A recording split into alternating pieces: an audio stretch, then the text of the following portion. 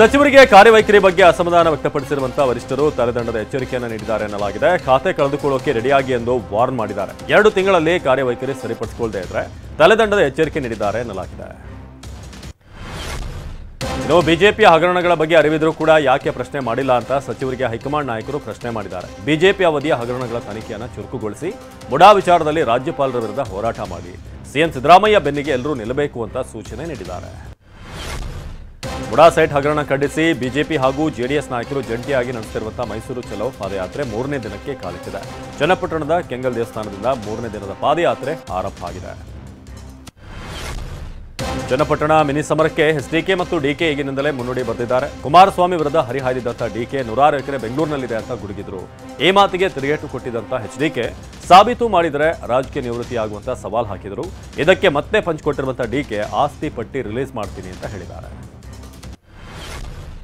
BJP ಹಾಗೂ JDS ನಡೆಸುತ್ತಿರುವಂತಹ Mysuru ಚಲೋಗೆ counter ಆಗಿ ಕಾಂಗ್ರೆಸ್ ಜನಾಂದೋಲನ ಸಭೆ ನಡೆಸ್ತಾ ಇದೆ. ಇಂದು ಮಂಡ್ಯ ಜಿಲ್ಲೆಯ ಮದ್ದೂರು ತಾಲೂಕಿನ ಕ್ರೀಡಾಂಗಣದಲ್ಲಿ ಕಾಂಗ್ರೆಸ್ನ ಜನಾಂದೋಲನ ಸಭೆ ನಡೆಯಲಿದ್ದು ಡಿಸಿಎಂ ಡಿಕೆ ಶಿವಕುಮಾರ್ ಸೇರಿ ಹಲವು ನಾಯಕರು ಭಾಗಿಯಾಗಲಿದ್ದಾರೆ. ಯಾದಗಿರಿಯ ಮೃತ ಪಿಎಸ್ಐ ಪರಶುರಾಮ್ ಹುಟ್ಟುಹಬ್ಬ ಆಚರಿಸಿಕೊಂಡಂತಹ ವಿಡಿಯೋ ವೈರಲ್ ಆಗಿದೆ. ಪರಶುರಾಮ್ ಜೂನ್ 1ರಂದು ಕೊಪ್ಪಳ ಜಿಲ್ಲೆಯ ಸೋಮನಾಳದಲ್ಲಿ ಬರ್ತ್ಡೇ ಆಚರಿಸಿಕೊಂಡಿದ್ರು. ಪತ್ನಿ ಮತ್ತು ಮಗುವಿನೊಂದಿಗೆ ಸರಳವಾಗಿ ಬರ್ತ್ಡೇ ಆಚರಿಸಿಕೊಂಡಿದ್ರು. ಇದೀಗ ಜನ್ಮದಿನದ ವಿಡಿಯೋ ವೈರಲ್ ಆಗಿದೆ. ಮಹಾರಾಷ್ಟ್ರದ ವರ್ಣಾರ್ಭಟಕ್ಕೆ ಬಾಗಲಕೋಟೆ ಜಿಲ್ಲೆಯ ಹೈನುಗಾರಿಕೆ ಮೇಲೆ ಪರಿಣಾಮ ಬೀರಿದೆ. ಮಿರ್ಜಿ ಗ್ರಾಮದ ಕಾಳಜಿ ಕೇಂದ್ರದ ಮುಂಭಾಗದಲ್ಲಿ ಜಾನುವಾರುಗಳು ಆರೈಕೆ ಮಾಡಲಾಗ್ತಾ ಇದೆ. ಮೇವಿನ ಕೊರತೆಯಿಂದ ಹಾಲಿನ ಪ್ರಮಾಣ ಕಡಿಮೆಯಾಗಿದೆ. ಕೆಎಂಎಫ್ ಹಾಗೂ ಖಾಸಗಿ ಡೈರಿಗೆ ಪ್ರತಿದಿನ 300 ಲೀಟರ್ ಹಾಲು ಹೋಗ್ತಿತ್ತು. ಇನ್ನು ಪ್ರವಾಹದ ಹೊಡೆತಕ್ಕೆ ಸದ್ಯ 100ರಿಂದ 150 ಲೀಟರ್ ಮಾತ್ರ ಹೋಗ್ತಾ ಇದೆ. ಮಹಾಮಳೆಗೆ ಬೆಳಗಾವಿ ಜಿಲ್ಲೆಯ 90% ಜಲಾಶಯಗಳು ಭರ್ತಿಯಾಗಿವೆ. ನೆರೆ ಹಾವಳಿಯಿಂದ 50,000ಕ್ಕೂ ಅಧಿಕ ಹೆಕ್ಟೇರ್ ಪ್ರದೇಶದಲ್ಲಿ ಬೆಳೆ ಹಾನಿಯಾಗಿದೆ. ಜಿಲ್ಲೆಯ 5,700ಕ್ಕೂ ಅಧಿಕ ಕುಟುಂಬ ಕಾಳಜಿ ಕೇಂದ್ರಕ್ಕೆ ಶಿಫ್ಟ್ ಮಾಡಲಾಗಿದೆ. 38 ಸೇತುವೆಗಳು ಜಲಾವೃತವಾಗಿದ್ದರೆ 950 ಮನೆಗಳಿಗೆ ಹಾನಿಯಾಗಿದೆ. ಜೂನ್ 1ರಿಂದ ಈವರೆಗೆ ಮಳೆಗೆ 6 ಮಂದಿ ಬಲಿಯಾಗಿದ್ದಾರೆ. ಮಳೆ ಕಡಿಮೆಯಾಗಿದ್ರೂ ಬೆಳಗಾವಿಯಲ್ಲಿ ಪ್ರವಾಹ ಮಾತ್ರ ತಗ್ತಾ ಇಲ್ಲ. ಚಿಕ್ಕೋಡಿ ತಾಲೂಕಿನ ಕಲ್ಲೋಳ ಸರ್ಕಾರಿ ಶಾಲೆಗೆ ನದಿ ನೀರು ನುಗ್ಗಿದೆ. 250ಕ್ಕೂ ಹೆಚ್ಚು ಮಕ್ಕಳು ವ್ಯಾಸಂಗ ಮಾಡ್ತಿದ್ದ ಶಾಲಾ ಆವರಣ ನದಿಯಂತೆ ಕಾಣ್ತಾ ಇದೆ. ಕೊಠಡಿಗಳು ಸಂಪೂರ್ಣವಾಗಿ ಜಲಾವೃತವಾಗಿವೆ. ಇದೇ ಗ್ರಾಮದ 15ಕ್ಕೂ ಹೆಚ್ಚು ಅಂಗಡಿ, ಮನೆ, ದೇವಸ್ಥಾನ ಕೂಡ ಜಲಮಯವಾಗಿದೆ.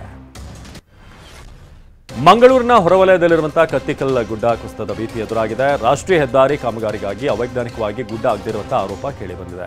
ಸದ್ಯ ನಿರಂತರವಾಗಿ ಗುಡ್ಡ ಕುಸಿತಿದ್ದು ಗುಡ್ಡದ ಮೇಲ್ಭಾಗದ ಜನರಿಗೆ ಜೀವ ಭೀತಿ ಶುರುವಾಗಿದೆ. ಆದರೆ ಈಗ ಜಿಲ್ಲಾ ಉಸ್ತುವಾರಿ ಸಚಿವರು ಉನ್ನತ ಮಟ್ಟದ ತನಿಖೆಗೆ ಆದೇಶ ನೀಡಿದ್ದಾರೆ. ಮುಖ್ಯಮಂತ್ರಿ ಸಿದ್ದರಾಮಯ್ಯ ಬೆಳಗಾವಿಯ ನೆರೆಹಾನಿ ಪ್ರದೇಶಗಳಿಗೆ ಇಂದು ಭೇಟಿ ನೀಡಲಿದ್ದಾರೆ. ಎಚ್ಎಎಲ್ನಿಂದ ಬೆಳಗಾವಿಯ ಸಾಂಬ್ರಾ ವಿಮಾನ ನಿಲ್ದಾಣಕ್ಕೆ ತಲುಪಲಿದ್ದು ನಂತರ ಅಲ್ಲಿಂದ ರಸ್ತೆ ಮಾರ್ಗವಾಗಿ ಗೋಕಾಕ್ಗೆ ಪ್ರಯಾಣ ಬೆಳೆಸಲಿದ್ದಾರೆ. ಮಧ್ಯಾಹ್ನ 12 ಗಂಟೆಗೆ ಪ್ರವಾಹ ಪೀಡಿತ ಪ್ರದೇಶಕ್ಕೆ ತೆರಳಿ ಪರಿಶೀಲನೆ ನಡೆಸಲಿದ್ದಾರೆ. ಬಾಗಲಕೋಟೆಯ ಘಟಪ್ರಭಾ ತೀರದಲ್ಲಿ ಪ್ರವಾಹ ಜೊತೆಗೆ ಡೆಂಗಿ, ಮಲೇರಿಯಾ ಸೇರಿ ಸಾಂಕ್ರಾಮಿಕ ರೋಗಗಳ ಭೀತಿ ಶುರುವಾಗಿದೆ.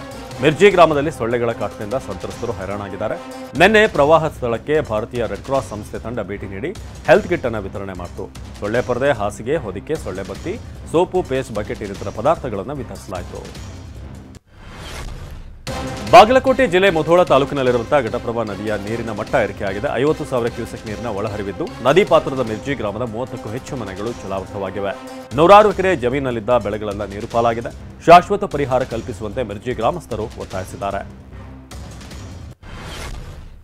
ಹಿಮಾಚಲ ಪ್ರದೇಶದಲ್ಲಿ ಉಂಟಾದ ಮೇಘಸ್ಫೋಟ ಪ್ರಕರಣದಲ್ಲಿ ಸಾವಿನ ಸಂಖ್ಯೆ 13ಕ್ಕೆ ಏರಿಕೆಯಾಗಿದೆ. ಮಂಡಿ ಜಿಲ್ಲೆಯಲ್ಲಿ 2 ಮೃತದೇಹಗಳು ಪತ್ತೆಯಾಗಿದ್ದು ದುರಂತದಲ್ಲಿ 40ಕ್ಕೂ ಹೆಚ್ಚು ಮಂದಿ ನಾಪತ್ತೆಯಾಗಿದ್ದಾರೆ. ಕಣ್ಮರೆಯಾದವರ ಪತ್ತೆಗೆ ಡ್ರೋನ್, ಶ್ವಾನದಳ ಬಳಸಿ ಕಾರ್ಯಾಚರಣೆ ನಡೆಸಲಾಗ್ತಾ ಇದೆ. 2029ರ ಚುನಾವಣೆಯಲ್ಲೂ ಎನ್ಡಿಎ ಗೆಲುವು ಸಾಧಿಸುತ್ತೆ, ಮೋದಿಯೇ ಪ್ರಧಾನಿ ಆಗ್ತಾರೆ ಅಂತ ಅಮಿತ್ ಶಾ ಹೇಳಿದ್ದಾರೆ. ಮೋದಿ ಸರ್ಕಾರದ ಬಲ ಪ್ರಶ್ನೆ ಮಾಡಿದ ವಿಪಕ್ಷಗಳಿಗೆ ವಾಗ್ದಾಳಿ ನಡೆಸಿದ ಅಮಿತ್ ಶಾ 2029ರಲ್ಲೂ ವಿಪಕ್ಷದಲ್ಲಿ ಕೂರಲು ಇಂಡಿಯಾ ಒಕ್ಕೂಟ ತಯಾರಾಗಬೇಕು, ಮತ್ತೆ ಮೋದಿಯೇ ಬರ್ತಾರೆ ಎಂದು ಅವರಿಗೆ ಗೊತ್ತಿಲ್ಲ ಅಂತ ತಿರುಗೇಟು ಕೊಟ್ಟರು. ಮಧ್ಯಪ್ರದೇಶದ ಸಾಗರದಲ್ಲಿ ಗೋಡೆ ಕುಸಿದು 9 ಮಕ್ಕಳು ಸಾವನ್ನಪ್ಪಿದ್ದಾರೆ. ಹರ್ದಾವುಲ್ ಬಾಬಾ ದೇವಸ್ಥಾನದಲ್ಲಿ ಧಾರ್ಮಿಕ ಕಾರ್ಯಕ್ರಮ ನಡೆಯುತ್ತಿದ್ದಾಗ ದುರಂತ ಸಂಭವಿಸಿದೆ. ಶಾಪುರ ಗ್ರಾಮದ ಮಕ್ಕಳು ಅಸುನೀಗಿದ್ದಾರೆ.